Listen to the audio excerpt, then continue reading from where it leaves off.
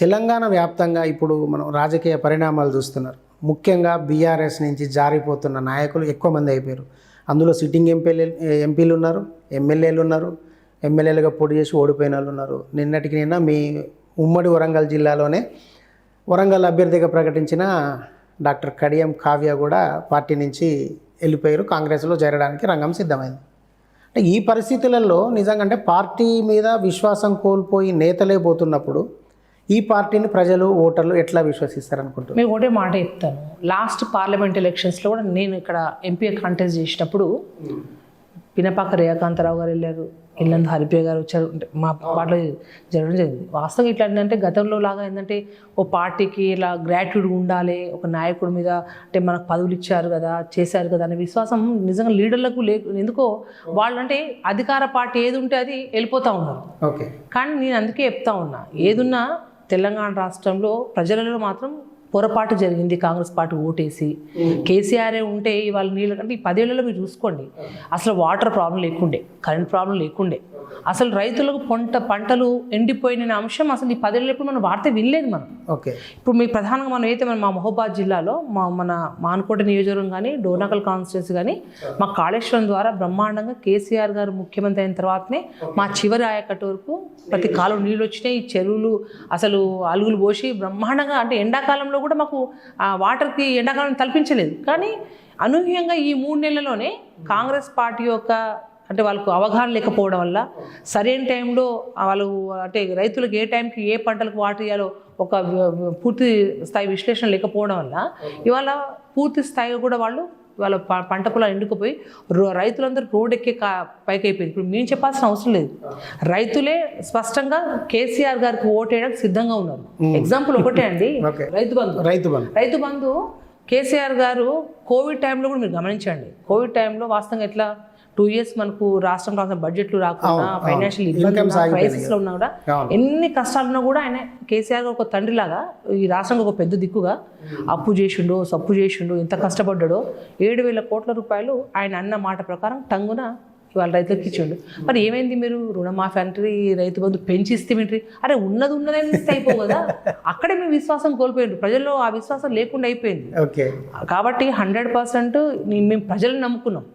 అసలు లీడర్లు అంటే నేను ఇప్పుడు పెద్ద చెప్పాల్సిన అవసరం లేదు. గతంలో ఓ తండాకు పోతే ఓ తండా పెద్ద నాయకుడి దగ్గర పోతే ఆ తండా పెద్ద నాయకుడు దండం పెట్టి, అయ్యా రామ్రా నువ్వు ఓటే, నువ్వు వేసి తండాలు అందరూ మేనేజ్ కాదు పోయి దండం పెట్టి వచ్చి అయ్యా తండాలను చూసుకుంటే అయిపోయింది. ఇప్పుడు లేదు, ఎవరి వాళ్ళు ఇండివిజువాలిటీ అయిపోయింది. ఎవరికి అంటే నేను ఎవరు కోటేయాలలో నేను నిర్ణయించుకున్నట్టు ఆ తండాలో అందరూ కూడా ఎవరి వాళ్ళంతా ఊళ్ళలో కావచ్చు తండాల్లో కావచ్చు ఆ విధంగా వచ్చింది. అయితే ఇంకొక ప్రచారం కూడా జరిగింది అక్క, అంటే అసలు మీకు సిట్టింగ్ ఎంపీగా ఉన్నా కానీ పోటీ చేయడానికి ఇష్టంగా లేరు, టికెట్ అడగలేదు, మీరు బలవంతంగా మీ పేరు అనౌన్స్ చేసారు, మీరు ఇప్పుడు బలిమిడికే పోటీ చేస్తున్నారా? ఆ ప్రచారం ప్రకారం ఈ విషయానికి నేను మంచి క్వశ్చన్ అడిగినారు. నేను రాజకీయాల్లో ఉండే వ్యక్తి, నేను ఇంకా నేను కూడా 20-25 ఏళ్ళు రాజకీయాల్లో యాక్టివ్గా పార్టిసిపేట్ పబ్లిక్లో ఉండే వ్యక్తిని. నేను ఎందుకు తప్పుకుంటాను అంటే ప్రభుత్వం రాలేదని చెప్పేసి భయపడే వ్యక్తిని కాదు, ప్రజల్లో ఉండే వ్యక్తిని నేను స్పష్టంగా నాకెవరు ఇవ్వనని చెప్పలేదు. సో ప్రతి పార్టీలో కూడా యాస్పిరెంట్స్ ఎట్లుంటారో మా దాంట్లో ఉంటారు కదా.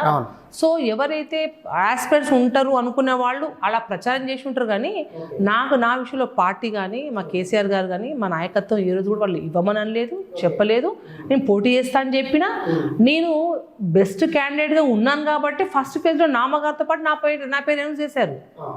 అది గమనించండి మీరు. అంటే నన్ను చివరి దశలో చూసుకొని ఇద్దమా ఇద్దరు ఊగిస్తలేదు. అంటే క్లియర్గా కవితకి ఇక్కడ టికెట్ డిసైడ్ అయ్యారు, ఫస్ట్ ఫేజ్లో అనౌన్స్ చేసిండ్రు, అది క్లియర్ కట్ కనబడతా ఉంది. అయితే గడిచిన ఒక వారం రోజులుగా మీ మీద కూడా ప్రచారం జరుగుతుంది, అంటే మీరు కూడా కాంగ్రెస్కి వెళ్ళిపోతారు. ఎట్లాగో మీ మాతృ పార్టీ అది, ఎందుకంటే కాంగ్రెస్ నుంచే బీఆర్ఎస్కి వచ్చారు, కాంగ్రెస్ నుంచి మహబూబాద్ ఎమ్మెల్యేగా కూడా పనిచేసి ఉన్నారు మీరు. మీ నాన్న సుదీర్ఘంగా కాంగ్రెస్ పార్టీలో ఉన్నారు కాబట్టి మీరు పార్టీకి టచ్లోకి పోయారు, మీరు కూడా వెళ్ళిపోతున్నారు అన్నది ఒకటి ప్రచారం జరిగింది. దీన్ని ఎట్లా చూస్తారు? నేను మీకు దీనికి ఖచ్చితంగా ఆన్సర్ ఇస్తాను. ఒకటి ఈ మధ్య ఎందుకంటే ప్రతిపక్షాల వాళ్ళకి మరి గెలుస్తారన్న అభ్యర్థుల మీద కావచ్చు, నేను బలంగా ఇక్కడ గెలుస్తాను ఉంది కాబట్టి ప్రత్యర్థులు ఏంటంటే కార్యకర్తల మనోధైర్యం కోల్పోవడానికి లేకపోతే వేరే వాళ్ళకి కన్ఫ్యూజన్ క్రియేట్ చేయడానికి. ఎందుకంటే ఒక చర్చ కదా. ఇప్పుడు నేను గత వారం కాదు, నిన్న సోషల్ మీడియాలో అయితే ఒకటే అంటే ఏవైతే కావ్య గారు పోయారో వారితో పాటు నా ఫోటో యాడ్ చేసి, ఎవరు యాడ్ చేసిరో దేవుడికి ఎరుగు, యాడ్ చేసేసారు. అరే డే మొత్తం ఫోన్స్ మాట్లాడి చెప్పారు, అరే కాదురా భయ్ నేను స్ట్రాంగ్ అభ్యర్థిని, తెలంగాణలో గెలిచే ఫస్ట్ అభ్యర్థిని రా భయ్ నేను అని కూడా చెప్పాను నేను. అని నిన్న రోజంతా చెప్పడమే అయిపోయింది. ఒక ఛానల్ ఏదైతే ఫోన్లు ఎత్తట్లేదు అంటారు. ఎంత అన్యాయం అండి. నిన్న కూడా మీరు నాతో మాట్లాడారు కదా, చెప్తున్నా. అంటే అది ఒక కల్పితం చేసి కార్యకర్తలను మనోధైర్యం కోల్పోయేటట్టు చేసి అయ్యో ఏమైపోతుంది ఏంటో రకరకాల అనుకోవడం తప్ప, బీఆర్ఎస్ పార్టీ తరపున నేనే క్యాండిడేట్ని, గెలిచే క్యాండిడేట్ని, కేసీఆర్ గారి నాయకత్వంలో కష్టకాలంలోనే ఈ టైంలోనే నిజమైన కార్యకర్తగా పార్టీలోనే ఉండి అందరిని కాపాడుకునే ఒక బాధ్యతగా కూడా తీసుకుంటుంది. ఓకే, ఎందుకంటే ఇప్పుడు ఈసారి మీరు గెలిస్తే మీ పార్టీ వరుసగా 3 సార్లు గెలిచినట్టు. 14లో సీతారామయ్య గారు, 19లో మీరు, మళ్ళీ ఇప్పుడు వస్తే హ్యాట్రిక్ వస్తుంది. సో ఇక్కడ ఈ పెక్యులర్గా కనిపిస్తున్న అంశం ఏంటంటే, నేను ఇందాక అన్నట్టు 3 అభ్యర్థులు 3 పార్టీల నుంచి ఆల్రెడీ ఒక్కొక్కసారి ఎంపీలుగా పనిచేసిన వాళ్ళు. సో ప్రజల్లోకి ఏ అంశాల మీద పోతారు? ఎందుకంటే ఎవరు అభివృద్ధి చేసిరన్నది చెప్పుకోవాల్సిన అవసరం ఉంటుంది. 2009 బలరాం నాయక్, 2014 సీతారాం నాయక్, 2019 కవిత గారు. సో అందరూ అభివృద్ధి చేసినవనే చెప్తున్నారు. నిజంగా ఈ నియోజకవర్గానికి, ఈ లోక్సభ నియోజకవర్గానికి జరిగిన అభివృద్ధి మీ హయాంలో ఉంది, ఎందుకంటే మీరు ఎమ్మెల్యేగా కూడా పనిచేస్తున్నారు. అవును, ఇప్పుడు మహబూబాద్ పార్లమెంట్ సెగ్మెంటు ఇటు ఉన్న మిగతా పార్లమెంట్ సెగ్మెంట్స్ అంటే కూడా చాలా పెద్ద కాన్స్టిట్యున్సీ. అటు భద్రాచలం, వాజేడు, వెంకటాపురం, కొసగు చూసుకుంటే మీకు ములుగు వరకు కూడా చాలా పెద్ద కాన్స్టిట్యున్సీ. గతంలో పనిచేసిన సీతారాం నాయక్ గారు మా పార్టీ తరపునే ఉండే. వారేందో ప్రజలందరూ కూడా తెలుసు. నేను పెద్ద ప్రొఫెసర్, అవును, వారి గురించి ప్రజలు తెలుసు. బలరాం నాయక్ గారు ఏదైతే ఇప్పుడు కాంగ్రెస్ పార్టీ కాంటెస్ట్ చేస్తుండ్రో, వారు క్లియర్ కట్గా కూడా మొన్న ఒకసారి ఎమ్మెల్యే పోటీ చేసి ఓడిపోయినరు, మొన్న ఎంపీ పోటీ చేసి ఓడిపోయినరు. వారు మొత్తం కూడా ఓవరాల్గా వారి రాజకీయ జీవితంలో 2009లో నేను ఎమ్మెల్యేగా ఉన్నప్పుడు వారు పార్లమెంట్ మెంబర్గా ఉన్నాడు. అదే టైంలో వారు కేంద్ర మంత్రి అవ్వడం. నేను మీరు మాట్లాడిన ఇంటర్వ్యూ నేను చూసిన. ఎందుకంటే ఆ 5 ఏళ్లలో కేంద్రంలో ప్రభుత్వం ఉంది, ఆయన కేంద్ర మంత్రిగా ఉన్నారు. కేంద్ర ప్రభుత్వం ఉండి కేంద్ర మంత్రిగా ఉండి నేను చాలా ఆ పనులు చేసిన, ఈ పనులు చేసిన, చాలా అది చిట్టారు. నేను కేంద్రంలో ప్రభుత్వం లేకున్నా ఇవాళ ఏదైతే మా గిరిజన, ఆదివాసీ, బంజారా బిడ్డలకి గిరిజన ఏదైతే విభజన చట్టంలో పొందపరిచిన ప్రధాన అంశం ట్రైబల్ యూనివర్సిటీ సంబంధించి ఈ 5 ఏళ్లలో పార్లమెంట్లో నా గళం విప్పిన, కొట్లాడినా, నాతో పాటు. ఎందుకంటే అది పైన కేంద్రంలో బీజేపీ ప్రభుత్వం ఉంది, మాకు కొంచెం వాళ్ళు సఖ్యతగా లేకపోవడము, మాకు వాళ్ళు కోఆపరేట్ చేయలేకపోవడం వల్ల మా మిగతా ఎంపీలందరూ కోఆపరేషన్ తీసుకోలేదు. ఎందుకంటే ఇది ఒక మహబూబాద్ పార్లమెంట్కే కొదం కాదు, యావత్ తెలంగాణ రాష్ట్రంలో ట్రైబల్స్ అందరూ కూడా ఉపయోగపడేది. కాబట్టి వారు క్లియర్ కట్గా వారికి యూనివర్సిటీ రావడానికి బాగా ఒత్తిడి తీసుకొచ్చి మొన్నే ప్రారంభించేటట్టు కూడా చేశాము. తరగతి గదులు కూడా స్టార్ట్ అయినాయి. ఈవెన్ ల్యాండ్ ఇచ్చింది కూడా కేసీఆర్ గారి ప్రభుత్వమే. 337 ఎకరాలు జాకారంలో ఇచ్చింది.